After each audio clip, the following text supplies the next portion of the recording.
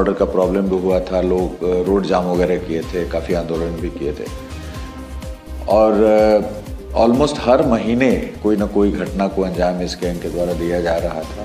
और ये contract killers थे, ये सुपारी किलर्स थे, सुपारी लेकर हत्याएं करते थे।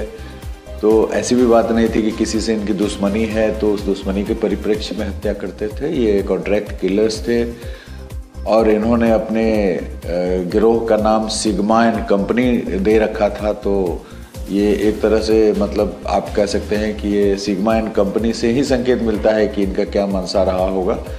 तो ये प्रोफेशनल किलर्स थे और अभी चुनाव का परिदृश्य है पूरे बिहार में, इसलिए चुनाव को दृष्टिगत रखते हुए इस गैंग पे हम लोगों ने आसूचना संकलन के लिए काफ़ी प्रयास किया और कुछ आसूचनाएं मिली थी जिसके आधार पे सीतामढ़ी पुलिस की टीम दिल्ली में कैंप कर रही थी। दिल्ली पुलिस से भी सहयोग प्राप्त करके इनको लोकेट करने की कार्रवाई की जा रही थी। इसी सिलसिले में इनको इंटरसेप्ट किया जा रहा था जिसमें मुठभेड़ हुआ है, जिसमें ये चारों मारे गए हैं। और जो वहाँ पर एक अपराधी जो दिल्ली का पता है अमन, तो वही इनको वहाँ पे शरण वगैरह देने की व्यवस्था करता था इस पूरे गैंग को। इस गैंग के और भी सदस्य हैं जिसके बारे में जानकारी प्राप्त की जा रही है और पिछले दिनों अनुसंधान के क्रम में पता भी चला था कि इनका प्लान ही है कि पूरा सीतामढ़ी पुलिस को डिस्टर्ब कर देना है, सीतामढ़ी जिला को डिस्टर्ब कर देना है और ताकि वहाँ के पुलिस पदाधिकारी परेशान हो जाएं। तो इस तरह की मंशा इस गैंग की थी। इसी परिप्रेक्ष्य में घटना हुई। কেবলমাত্র পশ্চিমবঙ্গ রাজ্যেই ধর্ষক, খুনি, দুষ্কৃতীদের জামাই আদর করে রাখেন এ রাজ্যের সরকার। যখন দেখি এই সব দুষ্কৃতীদের জন্য পশ্চিমবঙ্গ রাজ্যটাই তিলে তিলে শেষ হয়ে যাচ্ছে, যেখানে অপরাধীরা দিনের পর দিন অপরাধ করেও মাথা উঁচু করে বেঁচে থাকে শুধুমাত্র শাসকের জন্য, সেখানে আবারও প্রমাণিত হয়ে গেল দিল্লির পুলিশের কাছে অপরাধীদের কোনো ক্ষমা হয় না। তাই দিল্লিতে এনকাউন্টারে মৃত্যু হল 4 জন কুখ্যাত দুষ্কৃতীর।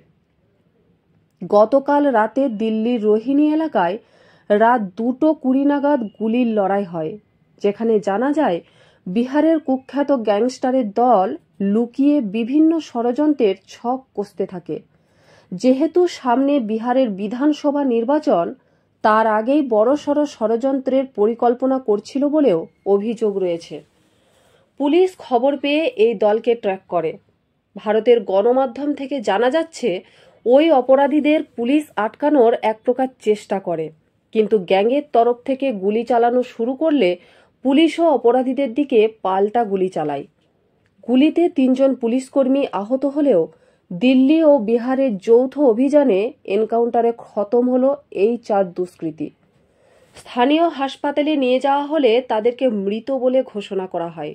নিহতদের নাম রঞ্জন পাঠক, বিমালেশ মাহাতো, মনীষ পাঠক ও আমন ঠাকুর। এই রঞ্জন পাঠক নাকি গ্যাংয়ের মেন সদস্য, এরকমই খবর আসছে। নিহতরা বিহারের মোস্ট ওয়ান্টেড অপরাধী। এরপর দিল্লির পুলিশ জানিয়েছেন অনেক বছর ধরে এই সিগমা গ্যাং বিহারের চাঁদাবাজি ও ভাড়াটে হত্যাকারী একের পর এক অপরাধ করে আসছিল দীর্ঘদিন ধরে। তাই ধরা পড়তেই এক ছোবলে ছবি বানিয়ে দিলেন দিল্লির পুলিশ। ভুল করলে ভুলের সাজা সব জায়গায় আছে, শুধু বাংলা ছাড়া।